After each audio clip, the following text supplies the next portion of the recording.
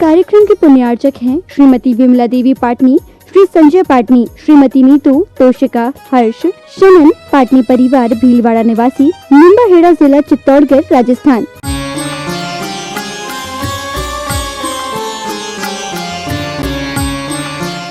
उद्बोधन करते करते उनके कंठ भर आए कि मुझे क्या पता था कि उन गुरुदेव का मुझे ये अंतिम दर्शन होगा, आगे नहीं होगा। लेकिन वो ऐसे तीर्थ हैं जो यहाँ से गए हैं, लेकिन ऐसे ही नहीं गए, बहुत सारे तीर्थ बना करके गए हैं। और उसमें ज्येष्ठ श्रेष्ठ ऐसे महामुनि राज समय सागर जी महाराज को फिर पुनः उस तीर्थ में स्थापित करके गए हैं, जो गुरु की पिती छवि है, गुरु आदर्श हैं। कहते हैं कि जिन्होंने अपने गुरु के गुणों को आत्मसात कर लिया है, वही गुरु के गुरु बनते हैं। ऐसे वह महामुनि राज हैं। और हमारे लिए तो पिताजी नहीं हैं, तो बड़े भाई ही पिता तुल्य हुआ करते हैं। और वह हम सबको मार्गदर्शन देंगे।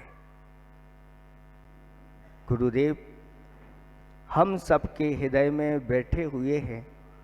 ये विनयांजलि अभी इस समय रखी गई है, लेकिन हम लोग तो अपने गुरु के प्रति समय विनयांजलि प्रदान करते रहेंगे, विनयोन्नत रहेंगे उनकी विनय, क्योंकि उन्होंने एक उपकरण के रूप में हम लोगों को विनय भी प्रदान की है। यह विनय मोक्ष का द्वार है। जो जितना ऐसे इन गुरुओं के चरणों में झुकता है, वह उतना ही ऊपर उठता चला जाता है और एक दिन मोक्ष में जाकर के इस त्रिलोक का तिलक बन जाता है। ये उनके वचन है। सभी को वह संतुष्ट करने वाले थे, सभी के कल्याण की भावना रखते थे, सभी प्रकार के विषयों में उनके उद्बोधन होते थे जो कल्याणकारी होते थे। शिक्षा के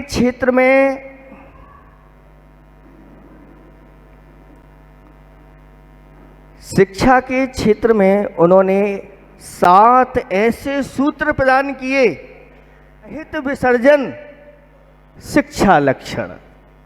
शिक्षा का अगर कोई लक्षण है तो हित का सर्जन होना चाहिए, जिससे छात्रों और छात्रों का हित उसमें निहित हो। वही सही शिक्षा का लक्षण है।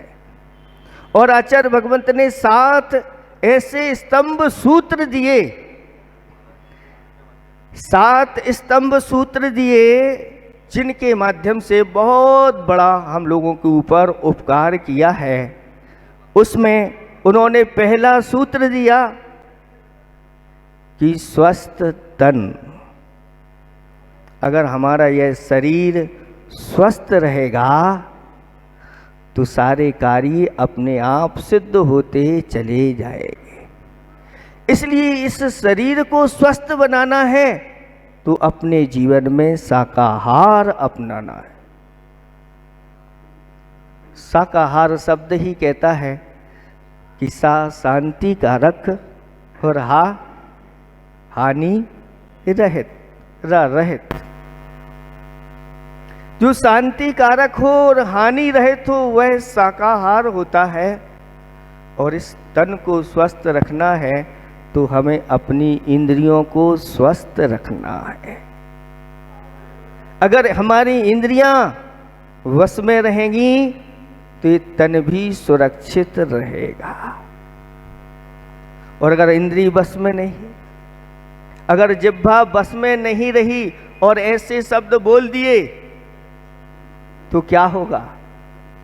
किसी ने कहा है कि आप कह भीतर गई जूती खाए कपाल, जिह्वा रहमन बाबरी कह गई स्वर्ग पाताल। ये जिह्वा जो है ना, स्वर्ग में भी पहुंचा देती है और पाताल में भी पहुंचा देती है। वो तो मुख में कह जाती है और भीतर हो जाती है, लेकिन डंडे किसको पड़ते हैं? शरीर के लिए। इसलिए अपनी इंद्रियों को काबू रखना, इंद्रिय संयम होना, ये विद्यार्थियों के लिए विशेष रूप से उन्होंने दिया। तो फिर दूसरे नंबर पर कहा कि स्वस्थ वचन, अपने वचन जब भी निकलें तो परोपकार के वचन में हित मित प्रिय वचन निकले। ऐसी उनकी वाणी थी कि सबके लिए वह अमृत का काम करती थी और लोग उस अमृत को अपने अंदर धारण करके और धन्य धन्य मानते थे। ऐसी स्थिति उसकी हुआ करती थी। तो तीसरे नंबर पर उन्होंने रखा कि स्वस्थ मन। अगर हमारा मन अपने वश में है तो फिर कहना क्या है? आज से कुछ वर्ष पूर्व वह भी काल रहा जब युवा काल में लोग दीक्षित नहीं होते थे। लोगों की यही धारणा थी कि दीक्षा तो मरण के लगभग जब व्यक्ति हो जाता है, कोई काम नहीं रहता है, व्यापार नौकरी आदि से फ्री हो जाता है, तो उसके बाद लोग दीक्षा को ग्रहण करते हैं। तो इसी प्रकार प्रायः लोग बुजुर्ग अवस्था में ही दीक्षा धारण करते थे। और गुरुदेव की जब दीक्षा का प्रसंग राजस्थान के उस अजमेर नगर को मिलने वाला था, उसके पूर्व ही आचार्य ज्ञान सागर महाराज घोषणा कर चुके थे कि इस तिथि को ही दीक्षा संपन्न होना है। तब लोगों ने यही विचार प्रकट किया था कि अभी नई अवस्था है, इसलिए आप मुनि दीक्षा ना देके क्षुल्लक दीक्षा प्रदान करें। ये लोगों की भावना थी। पर गुरु ज्ञान सागर महाराज का यही कहना था, हमने विद्याधर को बहुत अच्छी तरह से 11 महीने में अच्छी से देख लिया है, परख कर ली है। सारी जानकारी करने के बाद ही हमने निर्णय किया है कि वह मुनि दीक्षा के योग्य है। आप कह रहे हैं क्षुल्लक आदि दीक्षा देंगे, तो हमारी आयु का कोई ठिकाना नहीं, कब हमारा अंत समय आ जाए। और इस तरह अंत समय आ जाए तो जो संस्कार हमें मुनि अवस्था के उसको देना चाहिए वो हम नहीं दे पाएंगे। मुख्यतः तो मुनि धर्म अध्यात्म ग्रंथों से ही, साधना से ही प्रारंभ होता है, और जो साधना हमें अध्यात्म की उसको सिखाना है वह हम कब सिखाएंगे। ये पूज्य ज्ञान सागर महाराज का भाव था। ये बात सबको अच्छी लगी, वो सारे लोगों ने अनुमति दे दी और मुनि दीक्षा प्रदान ज्ञान सागर महाराज ने कर दी। पर इस तरह की जो चर्चाएं थी कि वृद्धावस्था की, वह पूज्य ज्ञान सागर महाराज ने तो कुछ लोगों की मानसिकता बदली थी, पर आचार्य महाराज ने तो बिल्कुल ही पूरे तरह से बदल दी। अर्थात जो बाल ब्रह्मचारी है उसको ही दीक्षा देना। तो इस तरह की स्थिति बनी कि जो घर में रहते थे, व्यापार आदि करते थे, वह तो इस वैराग मार्ग में बढ़ने के लिए अग्रसर हो गए। उनके साथ साथ जो बड़ी बड़ी जिनने डिग्रियां हासिल की थी, खूब ऊंचे स्तर की पढ़ाई की थी और बड़ी बड़ी सर्विस पर जो थे, वह भी इस मार्ग की लोग अग्रसर हो गए। वो भी अपनी डिग्रियां और नौकरी छोड़ के आचार्य महाराज को उन्होंने समर्पित करके इस दिगंबर दीक्षा को अंगीकार कर लिया। तो ये सारी स्थिति बदलने का श्रेय अगर है तो गुरुदेव को है कि जो अच्छे अच्छे संपन्न घराने वाले, पढ़े लिखे, सारी चीज़ें शौक आदि करने वाले, वह भी इस मार्ग को उन्होंने अपना लिया। तो किसी ने कहा था कि आगम में हम अगर 800 वर्षों का रिकॉर्ड देखते हैं तो इतना बड़ा बाल ब्रह्मचारी संघ अभी तक किसी भी आगम में देखने या सुनने को नहीं मिला। जितना विराट संघ गुरुदेव ने बाल ब्रह्मचारी संघ, मुनि आरका आदि को लेके बना दिया, आचार्य महाराज किसी को कभी बुलाते नहीं हैं। दीक्षा अगर देने का विचार उनको 20-25 ब्रह्मचारी को है तो उसमें कई जीरो पहले से लगे रहते हैं दीक्षा लेने वालों की। ये हमेशा स्थितियाँ बनती रहती। तो इस तरह आचार्य महाराज ने वह भी सारी चीज़ें, मानसिकता बदल दी और लोग इस मार्ग की ओर बढ़ते चले गए। तो एक अनूठा काम गुरुदेव ने यही किया है। किसी ने कहा था कि आचार्य महाराज आप तो चुम्बक की तरह हैं, जैसे अगर चुम्बक को कहीं लोहे के समीप रख दो तो वो चुम्बक उस लोहे को खींच लेती है, अपनी ओर खींच लेती है। कि गुरुदेव की जिन्होंने आगम के अनुसार चर्या देखी है, कठिन से कठिन घोर तप जिन्होंने किए हैं और तरह तरह की साधना की है, पर यही हमेशा लगता है कोई भी प्रचार करने की भावना होती है, स्वयं कहता है या दूसरों के द्वारा उस चीज़ का प्रचार होता है।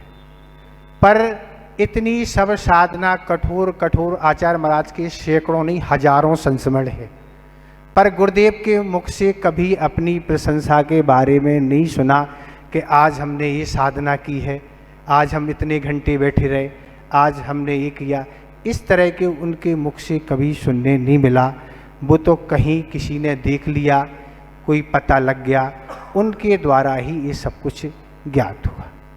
तो इस तरह की चर्या के धनी गुरुदेव हैं कि जिनको बुलाना नहीं पड़ा, ऐसे सैकड़ों रे खिंचते हुए इस को सहन करने के लिए तैयार होके उस दिगंबरी दीक्षा को जिन्होंने धारण कर लिया।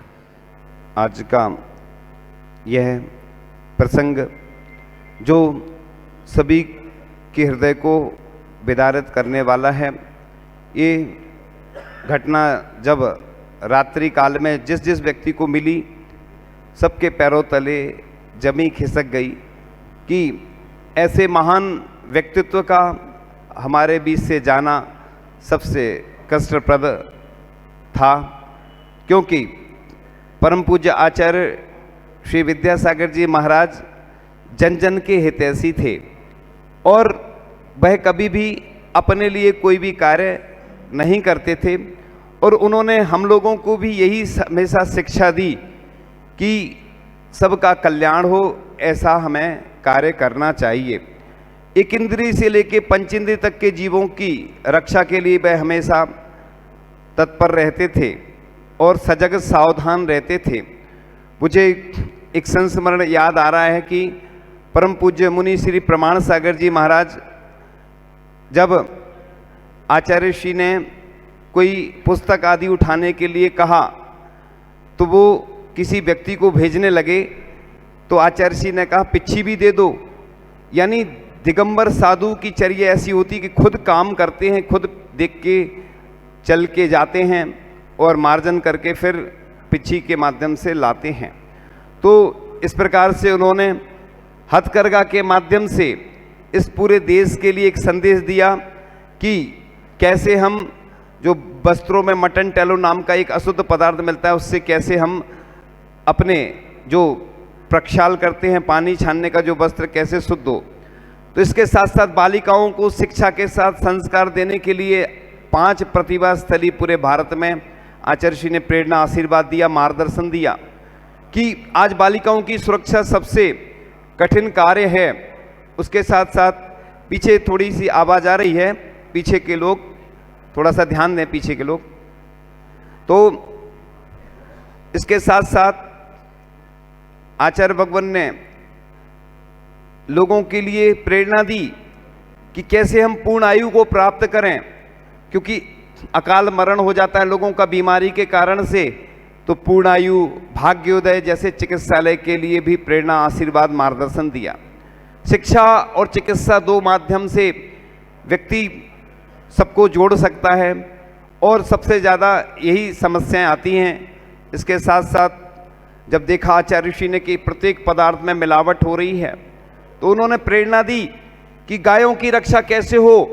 तो 135 लगभग गौशालाएं खोलने के लिए तो प्रेरणा दी, लाखों गायों की रक्षा हुई, तो गायों की रक्षा तो हो गई। इसके साथ साथ कैसे हमारी जैविक खेती हो, और जैविक खेती के माध्यम से जो आज कीटनाशक वगैरह उपयोग हो रहे हैं और उसके माध्यम से लोगों को कैंसर आदि बीमारियां हो रही हैं, तो उन्होंने गिर गाय आदि के पालन के लिए प्रेरणा दी, जिससे शुद्ध दूध, घी आदि मिल सके। एक सोचो, व्यक्ति तो अपनी चिंता करता है, उसके अलावा अपने परिवार, अपने मित्र, अपने रिश्तेदार के अलावा और किसी की चिंता नहीं करता, लेकिन एक संत ऐसे हुए हैं जो हमारे आचार्य भगवान, कि उनको पूरे देश की चिंता थी, क्योंकि तीर्थंकर प्रकृति का बंध इसी निमित्त से होता है, 16 कारण भावनाएं जो भाते हैं। तो उन्होंने उसके माध्यम से शुद्ध दूध आदि घी की व्यवस्था होने लगी, जिससे कि लोगों को जो बीमारियां हो रही थी उसमें फायदा हुआ। गाय का जी घी होता है, कई बीमारियों में फायदेमंद होता है। जब हम संघ में थे तो आचार्य भगवान हमें सुनाया करते थे गाय के बारे में, और जब पहले तो इतना श्रद्धा नहीं था, लेकिन जैसे जैसे वो पढ़ते गए गाय के बारे में, तो फिर गाय का दूध और घी उसके बारे में श्रद्धान होता चला गया, और पाया गया कि वाकई में वह फायदेमंद होता है, कई बीमारियों में उससे फायदा होता है। इसके अलावा आचार्य भगवान ने ये भी प्रेरणा दी कि शासन प्रशासन में जब तक अच्छे लोग नहीं आएंगे, तो उसके माध्यम से जो हमारा शासन प्रशासन चलता है, अच्छे लोग होंगे तो अच्छे तरीके से शासन प्रशासन चलेगा। इसलिए उनने एक और प्रेरणा दी कि हिंदी भाषा को महत्व देना।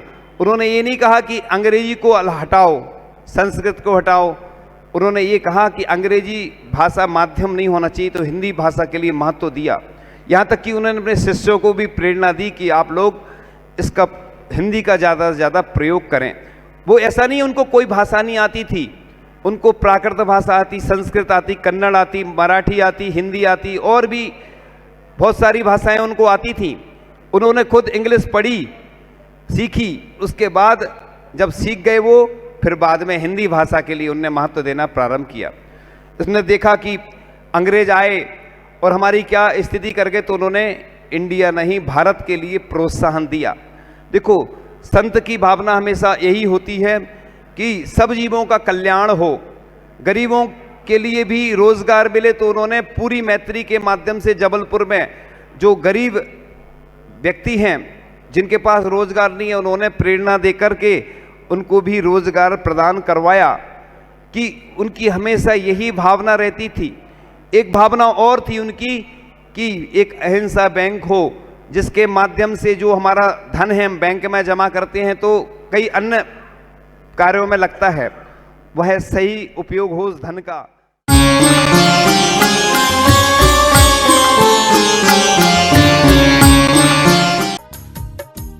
इस कार्यक्रम के पुण्यार्चक थे श्रीमती विमला देवी पाटनी, श्री संजय पाटनी, श्रीमती नीतू, तोशिका, हर्ष, शनन पाटनी परिवार भीलवाड़ा निवासी, निम्बाहेड़ा जिला चित्तौड़गढ़ राजस्थान।